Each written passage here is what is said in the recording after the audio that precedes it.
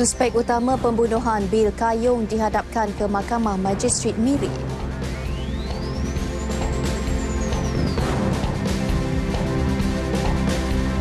Pengawal peribadi didakwa atas 9 pertuduhan kes tembak. Juga projek kereta api berkelajuan tinggi tidak ganggu pelan induk pengangkutan awam Johor.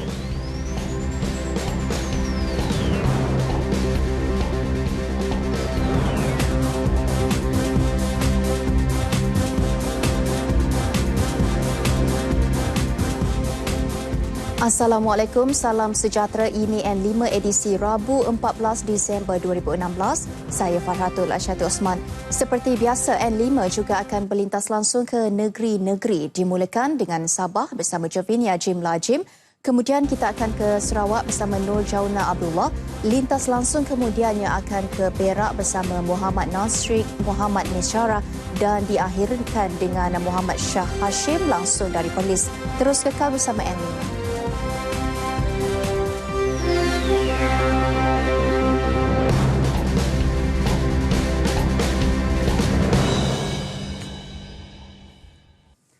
Suspek utama kes pembunuhan aktivis Sarawak Bil Kayong dihadapkan ke Mahkamah Majistret Miri kira-kira 2.30 petang tadi. Suspek yang dikenali sebagai Datuk Stephen Lee Chi Kiang, 45 tahun, didakwa mengikut Seksyen 109 Kanun Kesesaan dan dibaca bersama Seksyen 302 Kanun yang sama.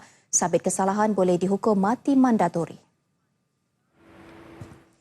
Bagaimanapun, tiada pengakuan direkodkan. Timbalan Pendakwa Raya TPR Nur Fazila Ishak memohon ditetapkan satu tarikh baru untuk sebutan semula kes sementara menunggu kebenaran untuk memindahkan kes ke Mahkamah Tinggi mengikut Seksyen 177A-1 Kanun Prosedur Jenayah daripada pengarah pendakwaan.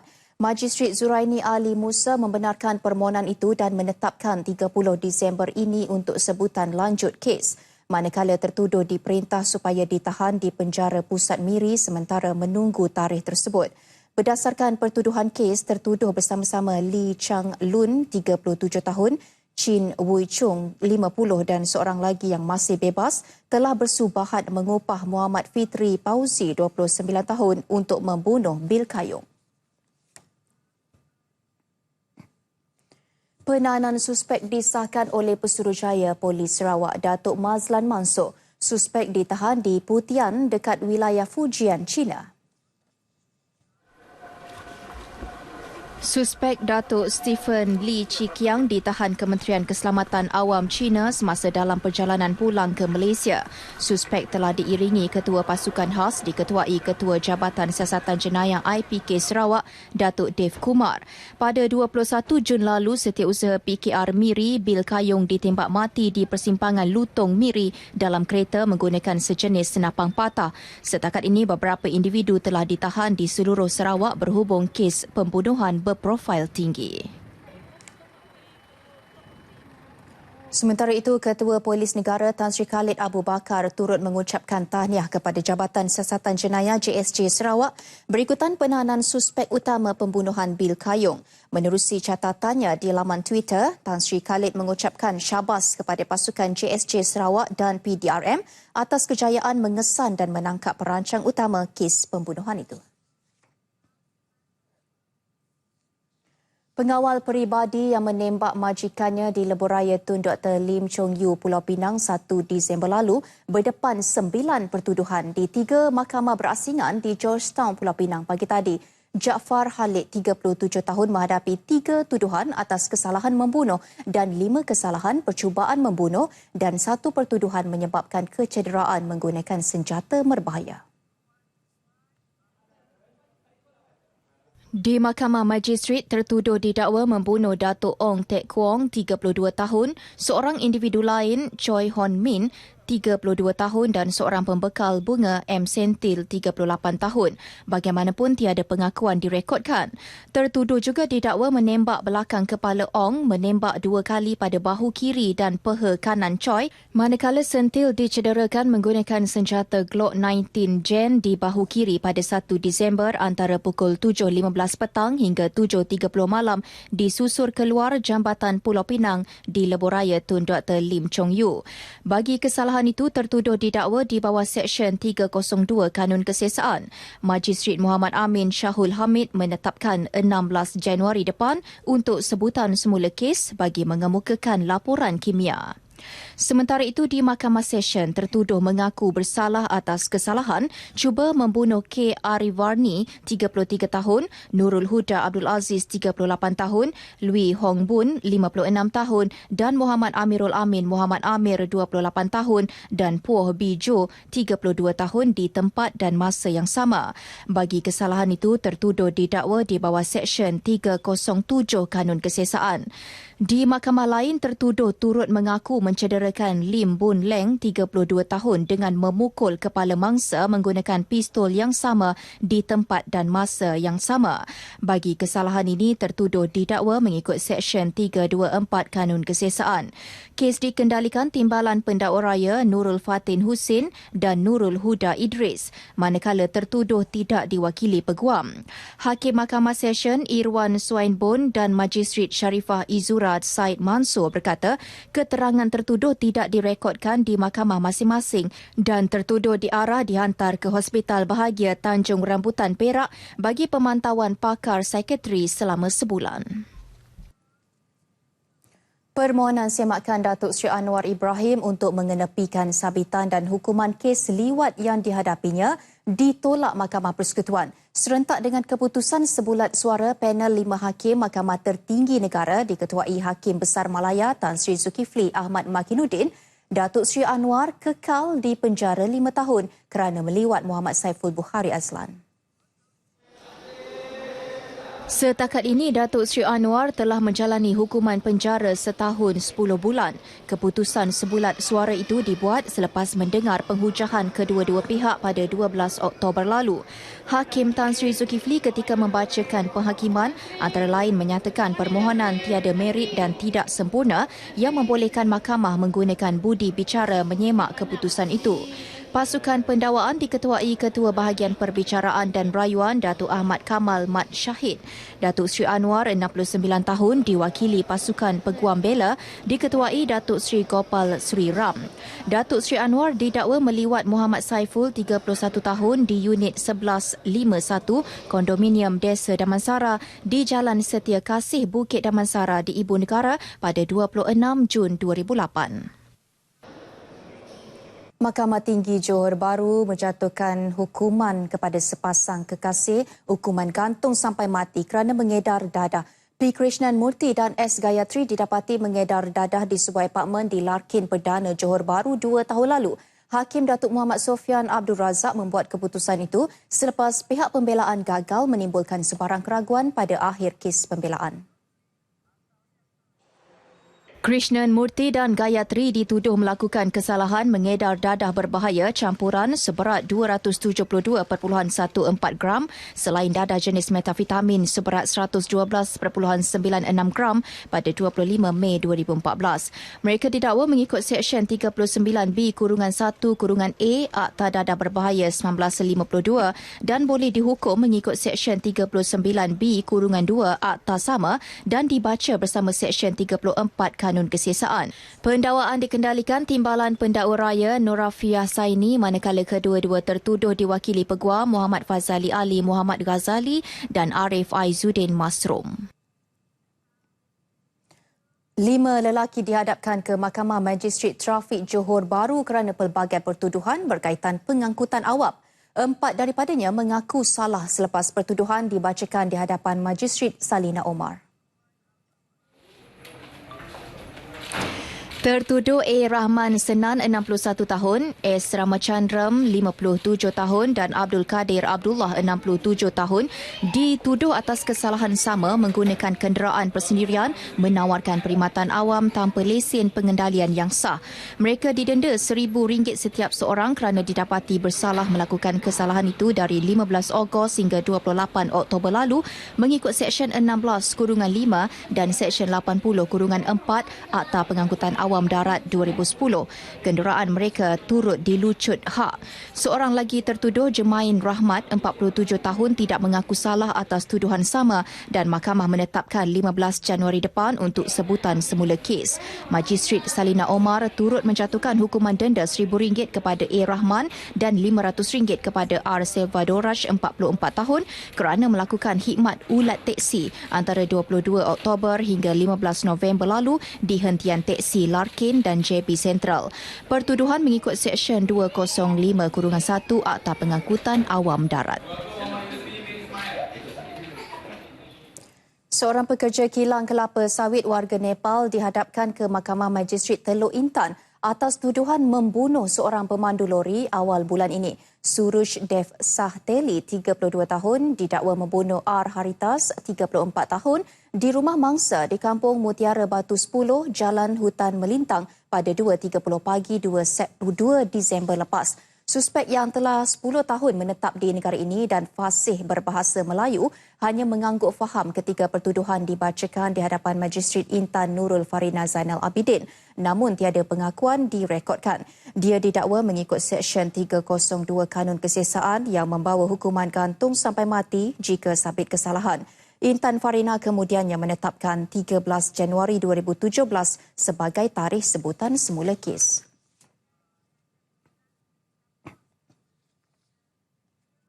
Curi, jual dan buang. Itu modus operandi geng curi motosikal yang didalangi 3 orang lelaki tempatan yang bergiat aktif di sekitar Jerantut. Siasatan polis mendapati geng sapak tersebut bertindak menjual alat gantian motosikal yang telah dicuri, kemudian membuang rangka motosikal tersebut ke dalam sungai. Ketua Polis Daerah Jerantut, Superintendent Azid Ismail berkata geng sapak yang berusia 17 hingga 22 tahun itu ditahan secara berasingan oleh pihak Polis Daerah Jerantut sejak 1 Disember yang lalu. 2 suspek yang berusia 17 tahun merupakan pesalah juvana untuk kegiatan penyalahgunaan dadah dan salah seorang daripadanya positif dadah semasa ditahan baru-baru ini.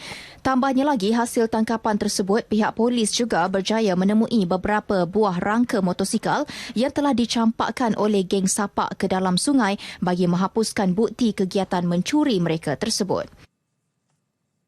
Jerantut telah berjaya melumpuhkan satu sindiket curi motosikal yang dikenali dengan nama geng sapak.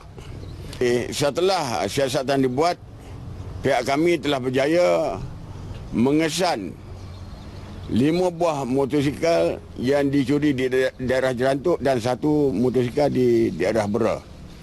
Jadi apabila pemeriksaan seluruhnya kita telah dapat menangkap dan kesemua mereka dalam tahanan kita dan kita akan majukan kertas siasatan ke Pejabat Timbalan Pendawa Raya untuk Kesemua suspek ditahan reman selama 11 hari dan kes tersebut disiasat di bawah Seksyen 379A Kanun Kesesaan.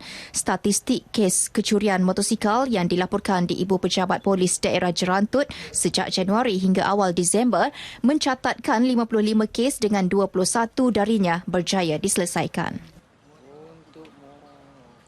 Seorang pemancing yang dilaporkan hilang ketika sedang memancing petang semalam ditemui kira-kira 9.39 pagi di hutan simpan kekal Sungai Kerau di Bentong, Pahang. Timbalan Komando Operasi Zon Timur Muhammad Arsyad Abdullah berkata, Khairul Azmi Nadri, 34 tahun, ditemui keluar dengan sendiri daripada hutan dalam keadaan lemah dan tidak bermaya. Menurutnya, kejadian berlaku kira-kira 3 petang semalam apabila mangsa dan 2 orang rakannya pergi memancing di kawasan hutan Batu 19, Karak Telemung. Semasa sedang memancing di lokasi kejadian, mangsa mengadu kepenatan dan mahu berehat sebelum rakannya bergerak untuk memancing di tempat lain. Semasa hendak pulang kira-kira pukul 7.30 malam tadi, rakannya mendapati mangsa tiada di tempat kejadian dan gagal dihubungi. Sementara itu, Ketua Balai Bomba dan Penyelamat Karak, Suhairul Ibrahim berkata sejumlah 24 orang anggotanya melancarkan gerakan operasi mencari dan menyelamat mangsa bersama anggota polis, bomba, anggota rela dan 13 anggota Angkatan Pertahanan Awam. Selain itu, katanya pihaknya juga menerima bantuan daripada seorang anggota rela dan 13 anggota Angkatan Pertahanan Awam APM. Mangsa dibawa ke klinik akibat keadaannya yang lemah dan kakinya sakit akibat terjatuh. Sehubungan itu, pihak bomba telah mengambil keterangan mangsa untuk membantu siasatan sebelum menyerahkan kes itu kepada polis untuk menjalankan siasatan lanjut. Projek kereta api berkelajuan tinggi HSR yang akan melalui 3 daerah utama di Johor tidak akan mengganggu Pelan Induk Pengangkutan Awam Johor PIPA 2015-2045. Ini kerana pelan selama 30 tahun itu tidak hanya tertumpu kepada pembinaan stesen-stesen HSR tetapi bersifat menyeluruh membabitkan semua jenis pengangkutan awam. Dan pelan ini juga merangkumi pelan pengangkutan awam untuk ke semua daerah di negeri Johor. Walaupun daerah itu tidak menerima laluan HSR. Jadi pelan induk pengangkutan awam Johor ni adalah independen independen kepada HSR. Bagaimanapun HSR itu menjadi salah satu daripada input utama kepada Pelan Induk ini. Beliau menjangkakan kerancakan aktiviti sosial dan ekonomi di daerah Muar, Batu Pahat dan Iskandar Puteri akan bermula tahun hadapan. Dan ini akan merubah sistem perhubungan antara bandar-bandar terlibat terutama Batu Pahat dan Muar. Dr. Muhammad Zali berkata sistem pengangkutan sokongan seperti bas dan teksi yang menghubungkan stesen HSR dengan lokasi lain juga perlu dipertingkatkan. Projek HSR sejauh 350 km itu dijangka bermula tahun hadapan melibatkan 8 stesen menghubungkan antara Kuala Lumpur ke Singapura dengan 3 daripadanya terletak di Johor. Penduduk di Durian Tunggal Melaka dinasihatkan tidak menjualkan tanah mereka sewenang-wenangnya hanya kerana desas-desus mengatakan projek rel kereta api laju yang akan dilaksanakan di kawasan berkenaan. Adanya Datuk Abdul Wahab Abdul Latif khawatir ada pihak tertentu mengambil kesempatan dengan membeli tanah penduduk kampung terlibat dengan harga yang rendah hingga merugikan mereka. Saya ingin menasihatkanlah pada warga Durian Tunggal ini, jika pembangunan kereta api laju ini benar berlaku dan akan akan diadakan sebuah stesen di Durian Tunggal, berarti daripada sekaranglah kalau kita memiliki harta ataupun tanah-tanah yang ada, janganlah kita mengambil sikap mudah untuk dapat keuntungan cepat, kita jual daripada sekarang. Dan saya yakin harta tanah di kawasan Durian Tunggal juga akan meningkat seiring dengan pembangunan yang bakal dibawa. Datuk Wahab berkata sekiranya projek berkenaan dilaksanakan kelak, ia sudah pasti lanskap Durian Tunggal akan berubah yang sekaligus akan dapat melonjakkan ekonomi masyarakat setempat terutama dalam bidang hartanah. Beliau ditemui media selepas menyampaikan bantuan sekolah rendah kepada 76 murid sekolah rendah di Dun berkenaan. Murid terlibat menerima bantuan berupa pakaian sekolah dan alat tulis. Seterusnya, kita akan berlintas langsung ke Sabah bersama Jovinia Jim Lajim. Silakan. Terima kasih Farhatul. Salam sejahtera dan salam sehati sejiwa. Sebuah loji jana kuasa gabungan kitaran gas 300 megawatt akan dibina bagi mengatasi masalah gangguan bekalan tenaga elektrik yang dihadapi penduduk di kawasan pantai timur Sabah. Ketua Menteri Datuk Seri Panglima Musa Haji Aman berkata, Kabinet Negeri telah memberi mandat kepada syarikat milik penuh Kerajaan Negeri, Sabah Development Energy Sandakan Sdn Bhd untuk membangun, membina dan mengendalikan pengeluar tenaga bebas IPP di kelompok perindustrian minyak sawit POIC Sandakan. Beliau menyatakan demikian ketika berucap dalam Majlis Penyampaian Bantuan Kewangan Kerajaan Negeri Sabah kepada sekolah-sekolah dan badan-badan keagamaan bukan Islam tahun 2016 bagi daerah Sandakan di Sandakan. Katanya projek itu akan dilaksanakan melalui pendekatan modular 95 megawatt yang mana fasa pertama pembinaannya dijangka siap pada 2018. Projek tersebut dijangka siap sepenuhnya 2021. Jelasnya lagi, permohonan berkaitan telah pun dikemukakan kepada Kementerian Tenaga, Teknologi Hijau dan Air KETA dan kini sedang menunggu kelulusan daripada kementerian berkenaan. Mengenai majlis ini, Datuk Musa berkata, Kerajaan Negeri memperuntukkan RM4.625 juta kepada sekolah dan badan keagamaan bukan Islam bagi daerah Sandakan tahun ini. Daripada jumlah itu, RM1.715 juta diperuntukkan kepada sekolah termasuk Sekolah Persendirian Cina, Sekolah Mubalik dan Tadika. Manakala peruntukan bagi badan keagamaan bukan Islam bagi daerah Sandakan adalah RM2.910 juta. Datuk Musa berkata sebagai sebuah kerajaan yang sentiasa membela nasib rakyat, Kerajaan Negeri akan meneruskan bantuan kepada sekolah dan badan keagamaan bukan Islam di Sabah. Kerajaan negeri sentiasa komited dalam memastikan perpaduan rakyat, keharmonian kaum dan toleransi beragama terus kukuh bagi mencipta banyak lagi kejayaan, seterusnya menjamin masa depan lebih baik. Ketua Menteri Datuk Seri Panglima Musa Haji Aman berkata, sebarang tindakan yang menjejaskan perpaduan rakyat dan kestabilan kerajaan perlu dihindari bagi merealisasikan agenda pembangunan dengan berkesan sekaligus meningkatkan lagi ekonomi serta memacu pembangunan dan kemajuan di Sabah. Beliau berkata demikian dalam majlis pelancaran sambutan Christmas Gaya 2016 di Padang Merdeka, Kota Kinabalu. Teks ucapan beliau dibacakan Menteri Pelancongan, Kebudayaan dan Alam Sekitar Sabah, Datuk Seri Panglima Masidi Manjun. Datuk Musa berkata, kerajaan negeri tidak pernah teragak-agak memberi sokongan terhadap penganjuran apa jua festival, karnival dan program menjurus ke arah pemantapan perpaduan, amalan dan budaya dalam kalangan rakyat pelbagai kaum di negeri ini. Beliau juga menyuruh rakyat negeri ini untuk terus bersama dan menyokong kerajaan bagi memastikan kestabilan politik, kemakmuran sosial dan ekonomi dapat terus dipertingkatkan untuk kepentingan bersama.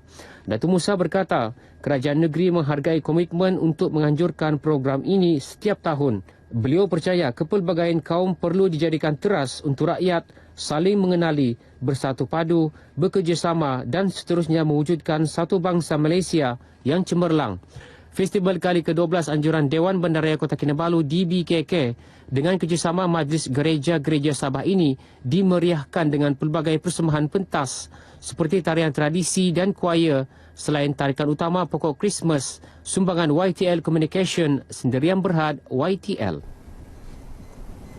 Laporan berita bertajuk Postman Komuniti menyampaikan amanah rakyat membawa tuah kepada wartawan RTM Jenora Mahin dan juru kamera Anthony Gintik apabila dinobatkan pemenang bagi kategori dokumentari terbaik penyiaran sempena Malam Anugerah Wartawan Muda 2015.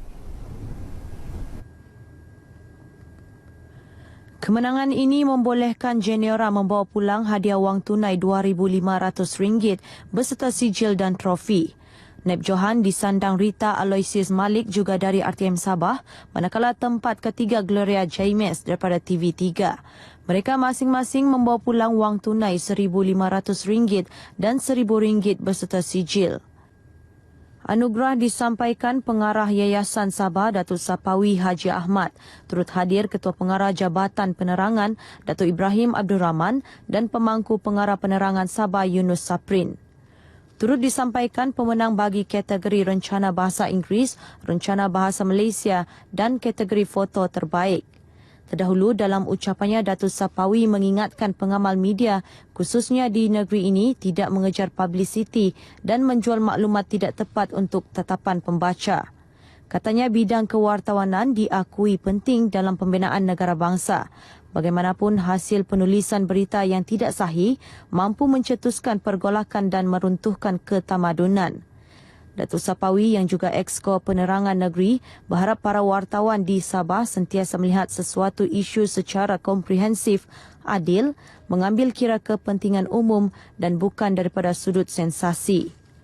Anugerah Julung Kali diadakan ini adalah anjuran bersama Jabatan Penerangan Sabah dan Kumpulan Yayasan Sabah bagi mengiktiraf sumbangan media di negeri ini selain usaha menggalakkan wartawan muda menghasilkan berita bermutu dan berkualiti. Sebanyak 27 penyertaan melibatkan 47 buah artikel diterima anugerah kali ini. Baik, saudara, sekian berita dari Sabah untuk petang ini. Kita kembali kepada Farhatul di Angkasa Puri. Silakan. Baik, Jovinia, terima kasih untuk laporan tersebut langsung dari Sabah. Baiklah, saudara, seterusnya kita akan berlintas langsung ke Sarawak bersama Nur Jauna Abdullah. Silakan. Terima kasih, Farhatul. Assalamualaikum dan salam sehati sejiwa. Sejumlah RM87,338 telah dibayar kepada 29 penduduk di Stumbin Sri Aman sebagai bayaran pampasan tanah mereka yang diambil alih bagi tujuan pembinaan infrastruktur projek jelabang padi Bijat Stumbin. Penerima pampasan adalah dari Rumah Panjang Grant A, Grant B dan Grant C yang disampaikan oleh Menteri Muda Perancangan Sumber Datuk Narodin Majayis di Sri Aman. Projek jelapang padi Bijat Stumbin yang diluluskan Majlis Perancangan Negeri pada Februari 2010 melibatkan keluasan 55.7 hektar. Turut disampaikan pada majlis tersebut 57 surat hak milik tanah kepada 56 penduduk dari beberapa kampung di Sri Aman. Surat hak milik tanah itu adalah bagi kawasan yang terletak di seberang bandar Sri Aman dan sebelum ini dipohon oleh penduduk untuk tujuan pertanian. Pengeluaran surat hak milik tanah itu adalah di bawah Seksyen 18 Kanun Tanah Negeri dan melibatkan keluasan kira-kira 67 hektar. Datuk Narodin dalam ucapannya mengingatkan pemilik tanah agar menyelesaikan secara baik jika berlaku sebarang pertelingkahan persepadanan tanah. Katanya perkara tersebut boleh diselesaikan di peringkat ketua kaum atau pejabat daerah tanpa membawa masalah itu ke mahkamah yang akan mengambil masa bertahun untuk diselesaikan. Ini berita yang baru diterima. Mayat seorang lelaki dipercayai Clement Guntur yang hilang di Sungai Setubah, Tanjung Pengait, Bintangor telah dijumpai sekitar pukul 3 petang tadi. Mayat ditemui oleh penduduk Rumah Panjang yang menyertai misi mencari dan menyelamat SAR. Sementara itu, di Song, pasukan SAR di Nanga Temalat turut menemui mayat seorang kanak-kanak lelaki yang dipercayai Rudy Alfadens, 7 tahun, mangsa Bot Karam di Song petang Isnin lepas. SAR kini diteruskan bagi mencari seorang lagi kanak-kanak yang masih hilang, Rafinej Clarence, 9 tahun. Kita teruskan dengan berita ini. Masyarakat telah mulai sedar peranan Jabatan Hutan Sarawak terutamanya dalam membantras kegiatan pembalakan haram di negeri ini. Pengarahnya Haji Safwan Ahmad berkata ini terbukti apabila terdapat penurunan kadar kes pembalakan haram sejak tahun 2014. Katanya pada tahun 2014 banyak 214 serbuan ke atas kegiatan pembalakan haram telah dilakukan oleh pihaknya di seluruh negeri. Manakala pada tahun ini hanya 93 serbuan yang dilakukan oleh jabatan itu. Beliau berkata di bawah ordinan baharu iaitu Ordinan Perhutanan Sarawak 2015, Jabatan Hutan Sarawak tidak teragak-agak untuk mengambil tindakan terhadap mereka yang melakukan kesalahan. Malah jabatan akan sentiasa bekerjasama dengan agensi yang berkaitan bagi mengekang kegiatan tersebut. Haji Sapuan memberitahu pemberita selepas menghadiri program Hari Integrasi dan Inovasi Jabatan Hutan Sarawak di Bintulu. Mengenai program tersebut, beliau memberitahu ia sebagai platform jabatan dan kaki tangan dalam mengkaji semula apa yang telah dilaksanakan dan dilakukan oleh jabatan itu serta mencari mekanisme terbaik dalam menangani kegiatan pembalakan haram. Pelbagai aktiviti dilaksanakan oleh jabatan itu semasa 2 hari program tersebut termasuk ceramah motivasi, kempen derma darah dan pameran. Pegawai Takbir Diplomatik PTD memainkan peranan besar dalam memperkukuh hubungan antara negara. Panglima 3 Brigade Infanteri Malaysia Brigadier Jeneral Muhammad Bustaman Madzin berkata, justru PTD harus memahami dan menguasai ilmu berkaitan diplomasi secara komprehensif. Katanya ini termasuklah memperkasa nilai-nilai ketenteraan dalam diri mereka kerana kemajuan sesebuah bangsa berkait rapat dengan ketenteraan. Brigadier Jeneral Muhammad Bustaman bercakap kepada media selepas perasmian program orientasi pertahanan negara Diploma Pengurusan Awam Institut Tadbir Negara Siri 2 di Kem Muara Tuang, Kota Samarahan. Program 11 hari yang dikendalikan oleh tentera itu antara modul yang diselitkan dalam program memperkasa 63 PTD selain kursus bersama Polis Diraja Malaysia serta Jabatan Bomba dan Penyelamat. Sokongan berterusan dan tidak berbelah bahagi daripada masyarakat setempat serta penjawat awam amat penting bagi pembangunan dan kemajuan di Limbang. Menteri Muda Kebajikan dan Kesejahteraan Komuniti Dr. Abdul Rahman Ismail berkata, kerajaan akan merancangkan lagi pembangunan di bahagian itu pada tahun depan. Beliau menyatakan demikian pada Majlis Apresiasi Program Sejiwa Senada bahagian Limbang di Dewan Kampung Bunga Raya di Limbang. Katanya kejayaan penganjuran program Sejiwa Senada di Limbang yang lalu kerana wujudnya kerjasama dan jalinan ukhuwah dalam kalangan masyarakat. Justru beliau menggesa agar kerjasama seperti ini dapat diteruskan demi menjayakan agenda pembangunan di bahagian Limbang. Pada majlis itu, Dr. Abdul Rahman turut menyampaikan sijil penghargaan kepada agensi-agensi yang terlibat menjayakan program Sejiwa Senada bahagian Limbang. Pertandingan Bintang Kecil, sebuah program mencukir bakat seni generasi muda merupakan kerjasama antara RTM Sarawak dan kerajaan negeri mempunyai peranan tersendiri dalam menyumbang ke arah pembangunan negara. Transformasi sosio. Timbalan Setiausaha Kerajaan Negeri Dato' Ismawi Ismuni berkata pertandingan bertaraf kebangsaan tersebut mampu meningkatkan keyakinan diri dalam kalangan para peserta sekaligus memperkasa generasi muda, suatu elemen yang penting dalam membangunkan negara. Beliau berkata pada majlis pelancaran buku Coffee Table bersempena 30 tahun Bintang Kecil di Kuching. Dato' Ismawi turut mengucap tahniah kepada RTM Sarawak kerana telah berjaya menganjurkan pertandingan Bintang Kecil sejak 1986 sehingga diiktiraf sebagai program pertandingan nyanyian kanak-kanak yang paling lama bersiaran di negara ini oleh Malaysia Book of Record pada 2012. Terdahulu dalam ucapannya, Pengarah Penyiaran Kawasan Sarawak Hajah Salmah Ibrahim Melina berkata penerbitan itu bertujuan untuk mendokumentasikan sejarah serta suasana pertandingan Bintang Kecil sepanjang 30 tahun penganjurannya. Buku tersebut mengandungi 100 helai muka surat. Hubungan kukuh dalam kalangan kaki tangan RTM Sarawak telah menyumbang kepada kejayaan Kelab Sukan dan Rekreasi Jabatan dalam menganjurkan pelbagai program.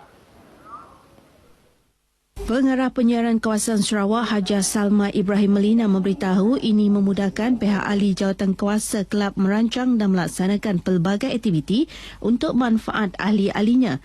Beliau juga mahu kelab rekreasi tersebut dapat menjadi penghubung antara kaki tangan dan pihak pengurusan melalui penganjuran pelbagai program. Hajah Salma berucap pada majlis makan malam Kelab Sukan dan Rekreasi RTM Sarawak di Kuching. Masyarakat Islam perlu terus bangkit dan maju ke hadapan selain memperkasa nilai keimanan demi pembangunan ummah.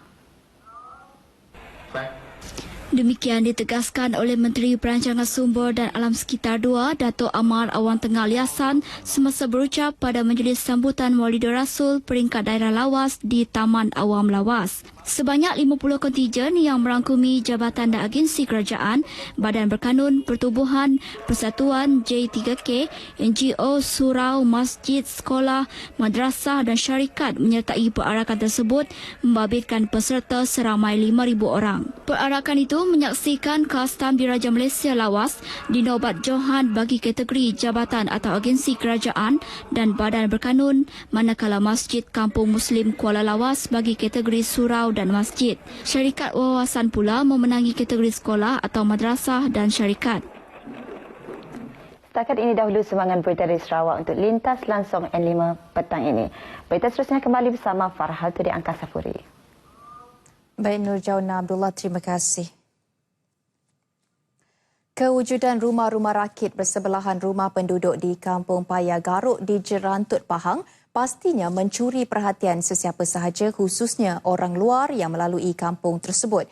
Bagi orang luar, situasi berkenaan pastinya agak pelik memandangkan kawasan berkenaan merupakan daratan yang pastinya tidak sesuai dibina dengan rumah rakit. Namun bagi penduduk kampung laluan ke Taman Negara Kuala Tahan ini, pembinaan rumah rakit merupakan satu daripada persediaan menghadapi musim tengkujuh. Seorang penduduk kampung, Mat Dilu Selat, 69 tahun berkata, pengalaman banjir sebelum ini yang menyebabkan harta benda musnah teruk membuatkannya bertindak membina rumah rakit bersebelahan rumahnya.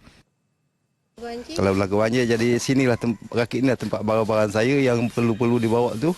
Macam dokumen-dokumen yang penting-penting saya bawa sini. Barang yang sayang tu yang macam elektrik apa gitu ni saya bawa atas rakit ni lah. Jadi saya pun duduk sini lah. Jadi pergi laporan ke tempat pemindahan tu, saya bagi laporan diri ke sana. Jadi saya pun duduk di sini. Budak-budak yang kecil-kecil ni kan duduk sana lah, duduk pusat pemindahan lah. Yang tahun 2014 itu 14 hari 14 malam saya duduk atas ni. Tidak duduk seorang, adalah anak saya yang besar-besar ni duduk sini sekali.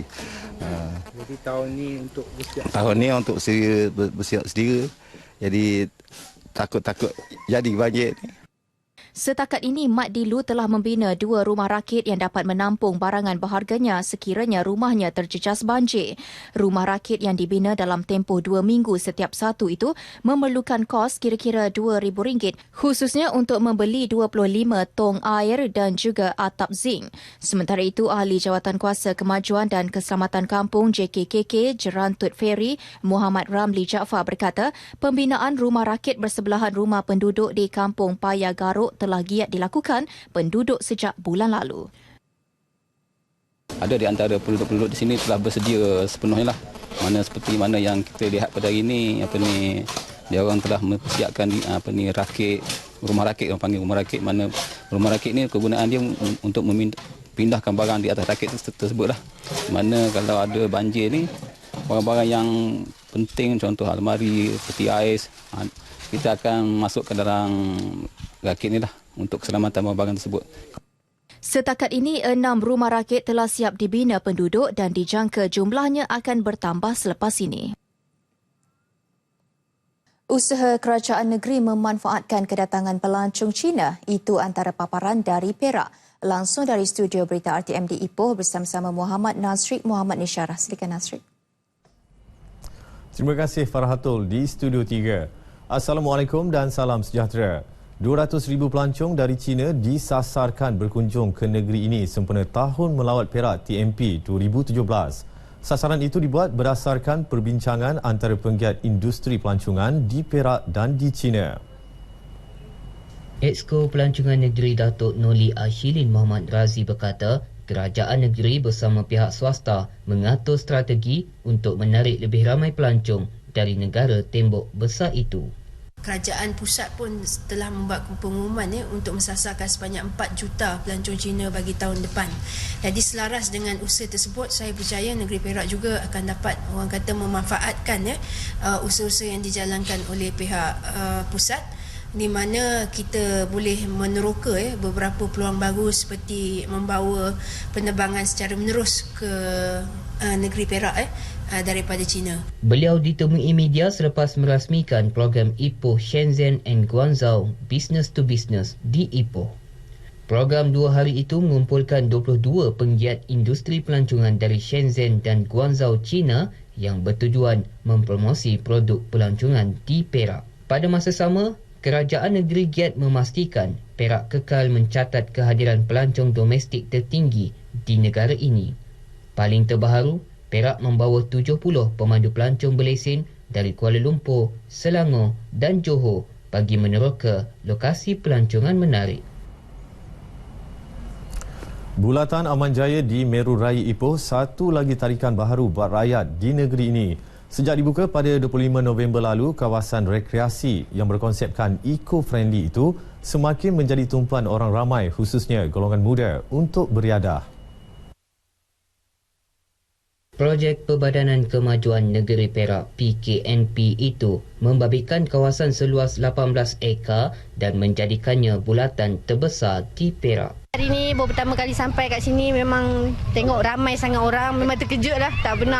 Tak pernah lagi sebelum ni, selalu ronda-ronda pun tengok biasa-biasa je lah. Hari ini baru pertama kali sampai, memang tengok penuh, parking pun tak ada. Baru ini hari baru datang. Baru pertama kali. Nanti tengok macam mana? Cantik, seronok lah. Budak-budak semua suka main, mandi. Seronok. First impression memang menarik lah tempat ni, sesuai untuk family. Bawa anak-anak jalan. Antara kemudahan yang disediakan termasuk pentas utama yang mampu memuatkan 200 orang, tirai air, kolam permainan kanak-kanak dan kawasan permainan lasak. Menariknya, kawasan itu juga turut dilengkapi dengan kemudahan jalur lebar. Bulatan Aman Jaya ini dijangka dirasmikan pertengahan tahun depan. Pameran Limpahan Warna atau Malaysia Community Art Tourism MCAT 2016 berjaya mengangkat destinasi menarik di Perak yang kurang dikenali masyarakat. Hasil karya seni yang dihasilkan 70 pelukis tempatan. Menurut Pengerusi Tourism Perak, Datuk Muhammad Kamil Syafi'i, tema yang diketengah adalah kawasan atau produk yang tidak didendang kepada orang ramai, khususnya pelancong. Menerusi karya tersebut, ia menyampaikan mesej sisi kehidupan setempat dari beberapa daerah terpilih di negeri ini. Bersesuaian dengan tahun Melayu Perak pada tahun harapan 2000 yang ke-17, kita memerlukan satu pameran bagi peminat-peminat seni yang juga merupakan pelancong-pelancong sama ada dalam domestik maupun luar negara untuk singgah sebentar di Museum Darul Rizwan ini untuk bagi mereka melihat pameran-pameran yang telah kita anjurkan. Datuk Muhammad Kamil sebelum itu merasmikan pameran tersebut di Museum Darul Rizwan di Ipoh. Antara koleksi karya seni yang dipertonton kepada umum ialah Manung from Above, nukilan Datuk Muhammad Kamil sendiri, Simpang Ara Panjang dan Bot Terbakar di Tasik Banding. Pameran dibuka kepada orang ramai sehingga 31 Disember bermula jam 9 pagi hingga 5 petang. Paparan itu mengakhiri sumbangan berita dari Perak Darul Rizwan. Kembali ke Studio 3 untuk berita seterusnya. Terima kasih Nasrid langsung dari Perak sebentar tadi dan seterusnya lintas langsung dari Perlis pula. Untuk itu bersama-sama Muhammad Shah Hashim di Studio Berita RTM di Kanga. Silakan. Terima kasih rakan penyampai di Angkasa Puri. Assalamualaikum dan salam sehati sejiwa. Kerajaan negeri mempunyai formula baharu dalam melangsaikan 4.4 juta ringgit tunggakan cukai Perbadanan Kerajaan Negeri kepada Majlis Perbandaran Kangar MPK. Antara formula yang dirangka termasuk membangunkan tanah terbiar yang berpotensi untuk dijadikan pusat perniagaan dan bakal menjana pulangan yang besar kepada MPK. Ia bukan sahaja mampu melangsaikan tunggakan cukai, malah boleh menjana keuntungan kepada syarikat milik Perbadanan Negeri. Sebagai suatu formula baru untuk membayar hutang tunggakan cukai yang masih lagi kita ada dengan pihak MPK. Jadi inilah bentuk-bentuk penyelesaian yang kita lihat lebih kreatif, lebih inovatif dan penyelesaiannya itu lebih berdaya maju dan menjadikan kita lebih berkemampuan untuk membayar. Bukan hanya setakat mampu membayar, malah dia boleh menjana hasil yang besar kepada pihak perbadanan. Sebelum ini, Kerajaan Negeri bercadang untuk menyerahkan tanah milik Perbadanan kepada MPK sebagai kaedah untuk menyelesaikan hutang cukai yang tertonggak. Namun Kerajaan Negeri membatalkan hasrat tersebut dengan formula baharu bagi memajukan tanah yang tidak diusahakan milik Perbadanan sebagai langkah penyelesaian yang lebih baik. Pusat pembayaran bil setempat secara bergerak mula diperkenal di negeri ini bagi memudahkan penduduk di kawasan luar bandar membayar bil tanpa perlu ke bandar. Projek dikenali sebagai Telco Mini Center TMC ini juga turut menawarkan perkhidmatan pendaftaran telefon, tambah nilai prabayar dan pembayaran pinjaman pelajaran. Menurut Ketua Pengarah Penerangan, Datuk Ibrahim Abdul Rahman, konsep itu akan diperluas dengan lebih cepat sekiranya terdapat penduduk yang berminat menjadi usahawan. Kita nak membantu masyarakat di sekitar ini menggunakan kemudahan yang disediakan di sini untuk membayar bil, bermacam bil. Tadi ada TNB, bayar telekom, bayar bil yang lain-lain lah, perkhidmatan menukar nombor telefon dan sebagainya dengan menggunakan sistem yang dibekalkan oleh TMC. Dan insyaAllah saya dimaklumkan pada tahun depan bayaran saman polis dan juga JPJ juga boleh buat di sini. Kita tak perlu lagi pergi jauh ke balai polis untuk pembayaran. Beliau ditemui media selepas melancarkan pusat pembayaran bil setempat di kedai komuniti 1 Malaysia Simpang 4. Menerusi TMC, pihak syarikat turut menawarkan penduduk Perlis yang berminat menjadi wakil pemasaran. Maklumat lanjut boleh layari laman sesawang. Sehingga kini, TMC mempunyai 5 cawangan iaitu di Putrajaya, Selangor, Terengganu, Johor dan Sabah selain lebih 5,000 wakil pemasaran di seluruh negara.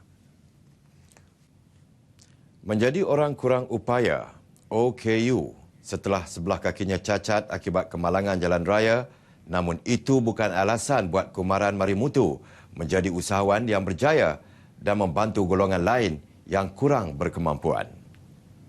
Perasaannya tersentuh setiap kali melihat golongan yang kurang bernasib baik kerana dirinya pernah melalui kesempitan hidup ketika tinggal di ladang estet Sidam, Sungai Petani. Beliau yang berhijrah ke Perlis nekat untuk memulakan perniagaan secara kecil-kecilan mengusahakan kedai cenderahati di Pekan Kangar. Kumaran yang turut menerima bantuan kerajaan tidak menyangka sehingga kini beliau terus menjadi usahawan berjaya. Yang tidak mampu orang itu semua saya warga mas saya semua ingat balik dia, saya bantu balik dia. Saya cari bisnes ni semua saya nak simpan tanah, saya tak mau simpan, semua saya nak simpan dia. Tapi saya satu bahagian tu saya nak bagi balik kepada orang-orang kurang upaya.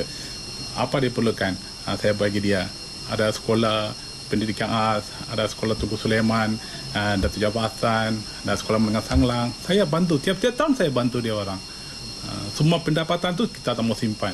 Kita mau bagi dia satu bahagian lah. Dalam 20% saya bagi dia orang. Sejak 3 tahun lepas, beliau menganjurkan sambutan Deepavali bagi meraikan golongan kurang berkemampuan. Tahun ini, Raja Muda Perlis Tuanku Said Faizuddin Putra Jamalullah berkenan berangkat pada majlis tersebut yang diadakan di Dewan Serbaguna Sekolah Kebangsaan Pendidikan Khas. Tuanku Said Faizuddin turut menyampaikan sumbangan Kumaran kepada beberapa badan kebajikan tempatan OKU dan 2 sekolah pendidikan khas berjumlah lebih RM25,000. Paparan itu mengakhiri bahan berita dari Perlis. Kembali ke Angkasa Puri untuk berita seterusnya. Assalamualaikum dan salam sehati sejiwa. Terima kasih Muhammad Shah Hashim langsung dari Perlis sebentar tadi.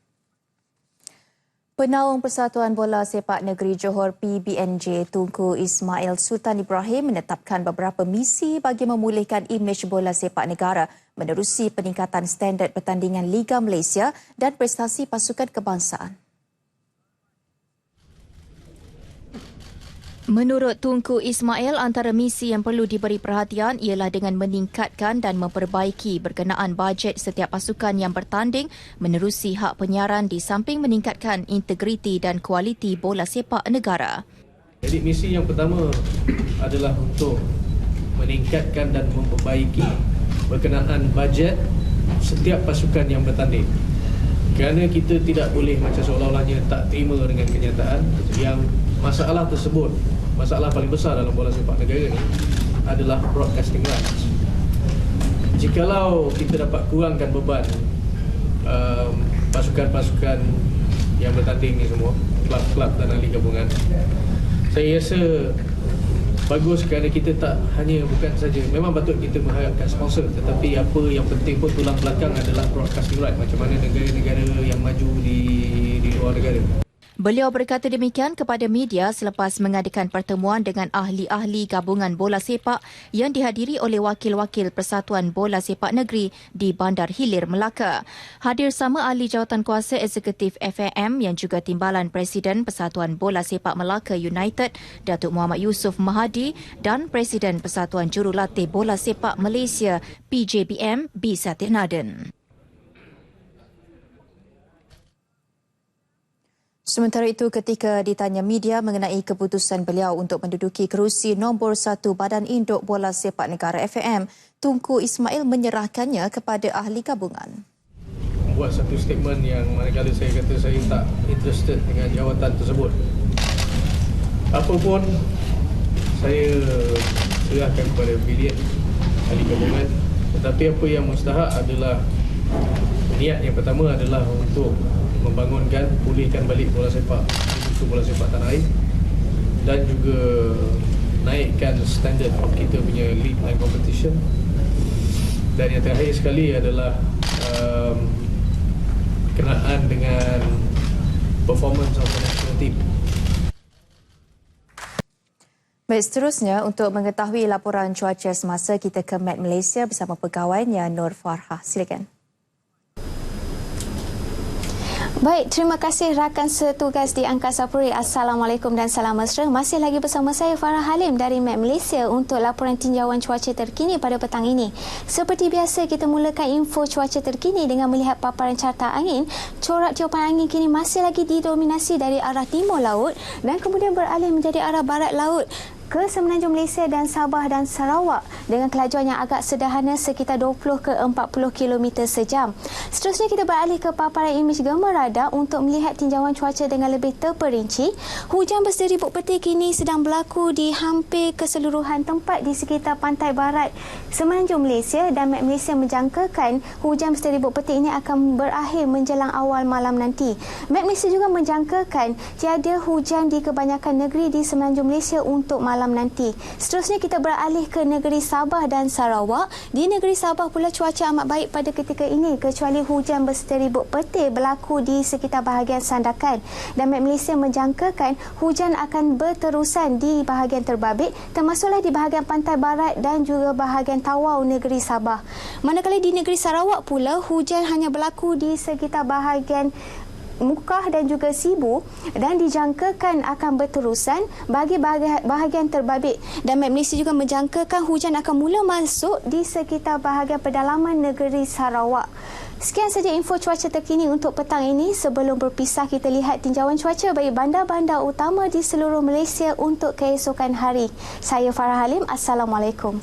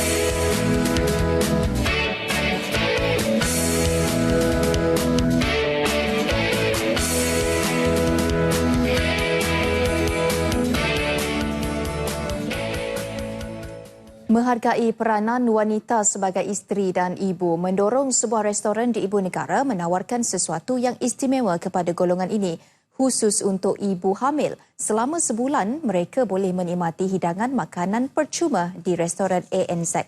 Laporannya bersama Ella Razali.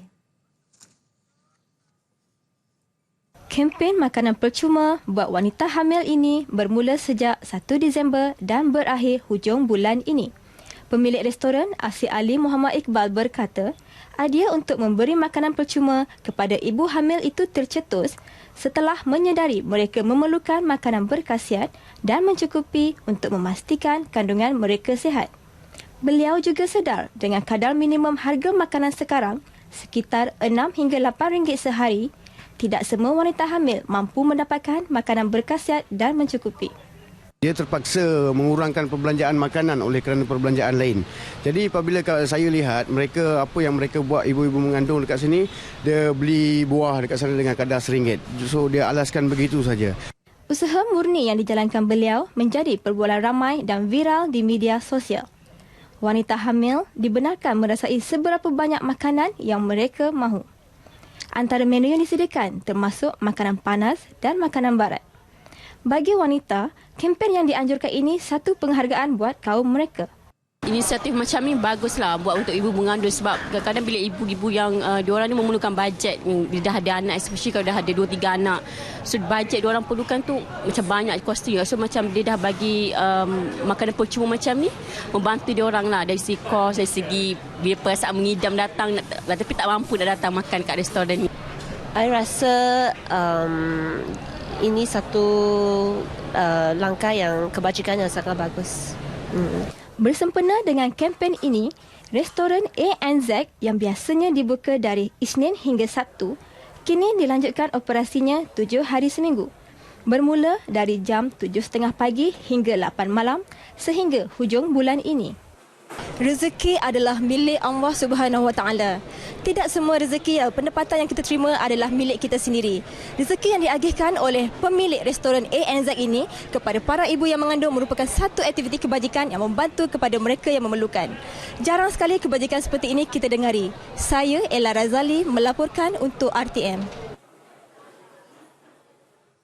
Setelah hampir 10 tahun berjuang dalam meningkatkan kualiti hidup masyarakat melalui bidang jahitan, Persatuan Seni Jahitan Kreatif PSJK telah berjaya menubuhkan Sewing World.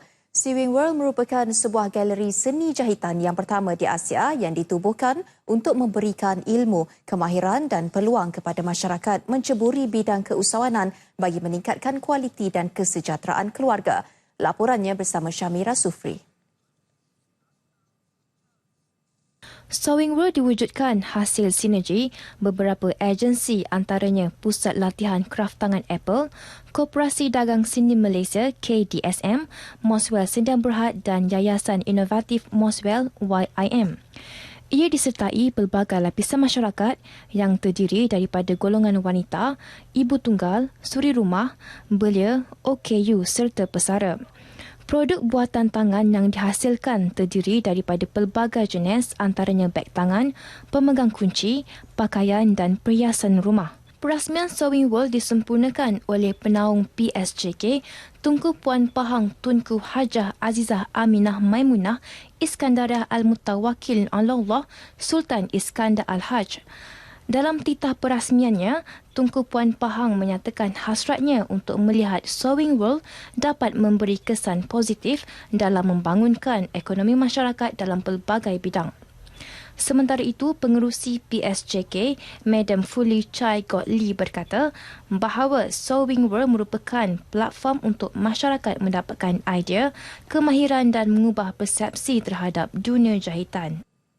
Dan untuk Sewing World ini juga ialah tempat bagi sesiapa saja yang ada kan handmade products, mereka kan boleh kan hantar untuk kan mengadakan jualan sebab kan ramai orang yang ada kemahiran tapi dia tak ada pasaran. Majlis ini juga dimeriahkan dengan majlis convocation besar-besaran pelajar Pusat Apple. Sewing World yang dibangunkan atas prinsip kasih sayang ini mempunyai objektif yang murni iaitu berjuang demi kepentingan dan manfaat masyarakat, negara dan industri. Di Sewing World, masyarakat bukan sahaja boleh mempelajari kemahiran jahitan seni kreatif, malah turut berpeluang menjadi usahawan dalam program peningkatan sosioekonomi melalui PSJK Handmade Market. Syamira Sufri untuk Berita RTM. Baik, N5 berakhir di sini. Sebelum berpisah, saksikan visual sekitar majlis pelancaran Galeri Seni Jahitan Sewing World di Subang Jaya, Selangor oleh Tengku Puan Pahang, Tunku Hajah Azizah Aminah Maimunah Iskandariah Al-Mutawaki Allah Sultan Iskandar Al-Haj. Dengan itu, Assalamualaikum. Salam hormat.